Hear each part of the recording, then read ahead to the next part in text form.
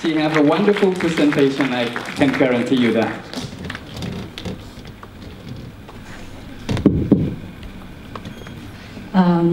We decided to move this session before so that you don't have to come back after you have your break. So it's really going to be very real challenge to synthesize all what happened today. It's really long and very interesting.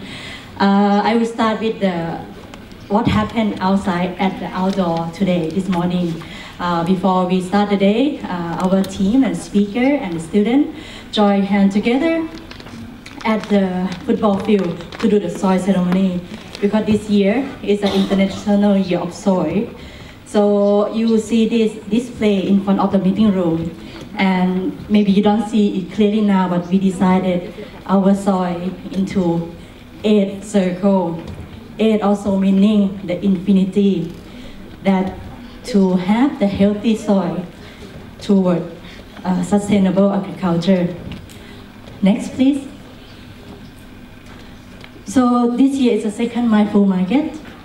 You will remember this hand as, well, I think it's a symbol of the mindful market, because it's not just the hand of the producer, but also the hand of the consumer that support our product. Next, please. So we started the day with the celebration of the soil. Outside, you have the writing of the soil in many different languages. Next, please. And in the morning, you see 2 persons from the geocultural management department. He read the poem, and another one play the music from the mountain. And in his touching poem, he said that nowadays we eat the food that we don't know how it's produced. So we have to value what we eat. And next, we also watched the 6-minute video that our team produced. It highlights the friendship and inspiration between 2 persons, Pierre, the man with the beard, and Aiko, the young kid. And the key message is that to grow food, you need a fertile soil. And then Kun Walapa and two Ajahn from Srinakharin University give a welcoming remarks. Kun Walapa tell us the history of how the food have been produced unethically and is highly linked with the health impact. Not only just so many people die from non-communicable disease, also the number of farmers who suicide and number of stories that we ignore or don't care to listen. That's why the mindful market is a place where people come in, even though they have to work harder than the other that join the mainstream market. But through this mindful market, she highlighted that we have to find a new approach to produce, to distribute, and to consume the product, so that we can end this vicious circle and unethical consumption. And then Ajahn from Srinakharin University, they said that to work together with Suan Yuan Mima is very help students to understand about the health issue, sustainable development, and to have public service mind. And Ajahn Chalerm Chai, he said that to have healthy soil, it's like we helping the farmer by making the choice to co-create the mindful consumption. And the academia themselves should play the role to make this world sustainable.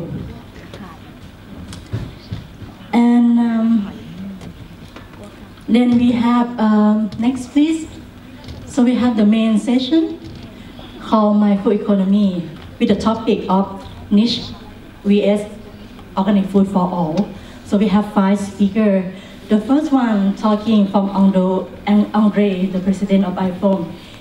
He talked about why organic, not just only because it's the fastest growing business sector in the world, but 80% of farmers from developing countries are small scale farmers. And overall in the world, 70% of food have been produced by the small scale holder. So agri-business only accountable for only 30%. And in this world, with the changing climate, even Thailand, we face drought every year. If not drought, it will be have very wet season. So organic agriculture is a very good organic system. It results in high yield and very resilient to climate change because it improves efficiency in water use because the humus in the soil is act like a sponge that absorbs water like more than 30 times more than a normal soils. And it's helped with the erosions. And it's proven that with a good organic system, around 30% of the yield is yield higher in the drought year. And then we have and he highlighted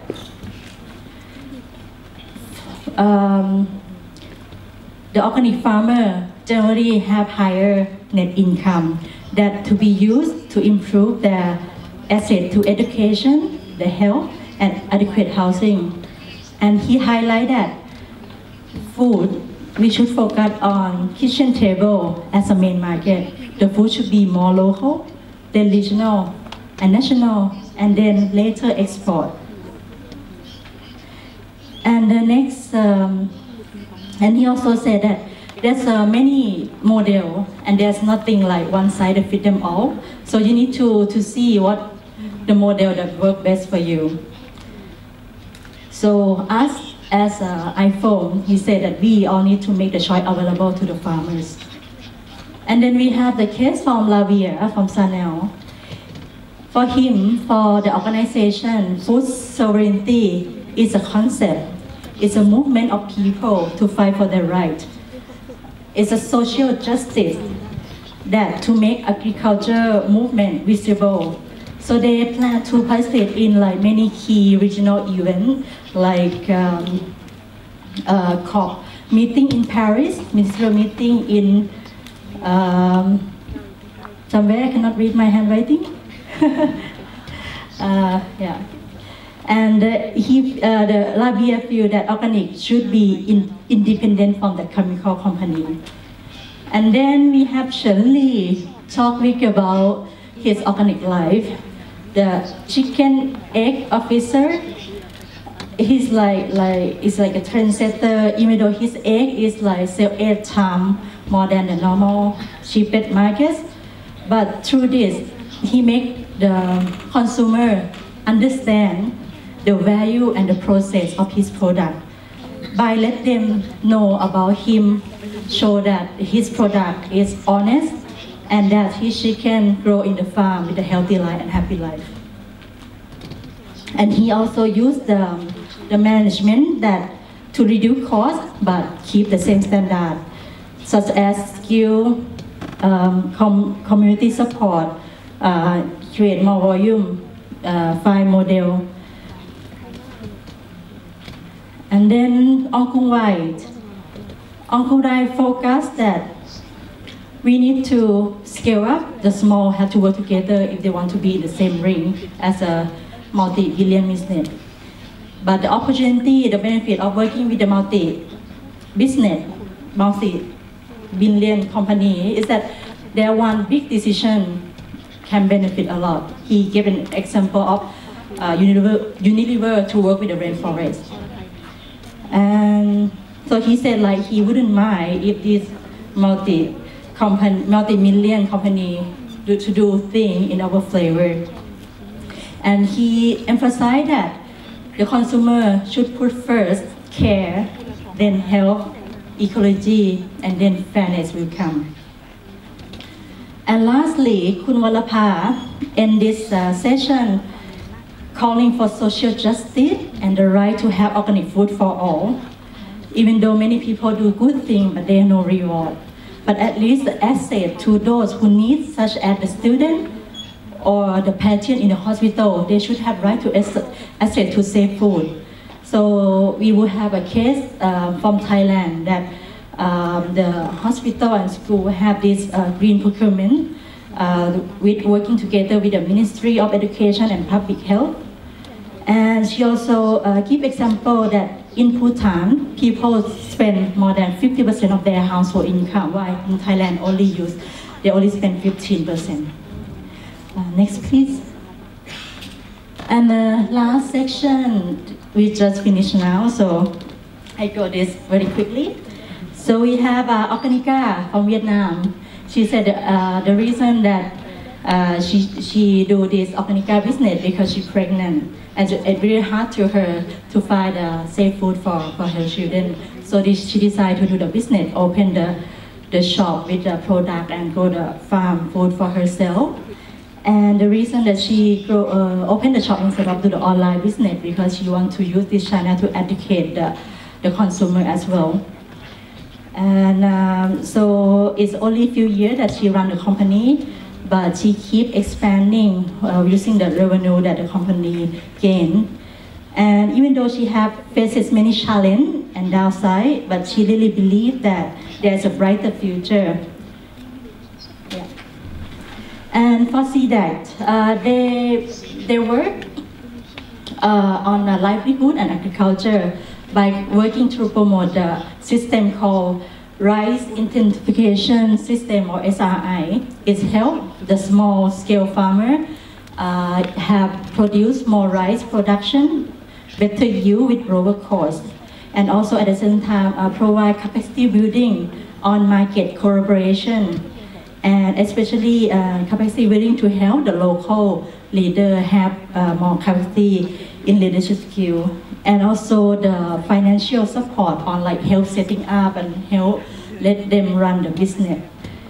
And in 10 years ago, they opened 9 shops in Phnom Penh. It's called Natural Agri Product Shop, which is a channel for the farmer to bring the product to the consumer. And since the price, because their product is good, the price is higher, the medium premium price. So that's why the foundation also run the consumer education campaign as well to help people understand how the food are being produced. And for Aka'ama, he tell us inside out on how he came up with his genuine idea to help his community. And he thankful that his family is very supportive so that he have access to education and able to demonstrate that his attempt can change the life, improve the life of his village, Akha village in Chiang Rai. And he said at the beginning, there's 3 things that the community need from him. First is the communication, second is develop product, and the third one is to build a bridge between consumer and producer. And for Kun Michael, he tell us about the Vanakaset and fair trade. And the key point is that to do the Vanakaset is like agroforestry. So self-reliance is very important. Even though you cannot produce everything by yourself, but you have to know what about yourself, know what are the problems, and know the resource, what around you. And then you can make the product, you can sell it, market it. And you can try it yourself first, and then you can make the product that good. And it's very important to keep the quality and quantity of the product so that you can have loyal supporter. And he also showed us a lot of pictures from the forest and also the concept idea on Vanakaset of the 7-layer garden system. And he said it's really important today to know, to have the knowledge on the food. What are the local food? What can be eatable and how it can be changed or used into the many menu. Next, please. And then we also have this special green catering from Tam Chai Tham, which we'll have after this session. And I would like to end this by using the quote from the movie that we watched this morning. It said, mindful consciousness is inside all of us, and welcome you to the Mindful Market the second. Thank you. Give her a big hand. What a wonderful drawing. She sit here and draw this from this morning. I keep picking her drawing all day, and it's wonderful. Give her a hand of applause again. So wonderful. I start worry about the person who will give the summary tomorrow. This afternoon session is ending, but we still have another session in the evening. It's a book launching at the building opposite of this building. It's called Pin Malakut.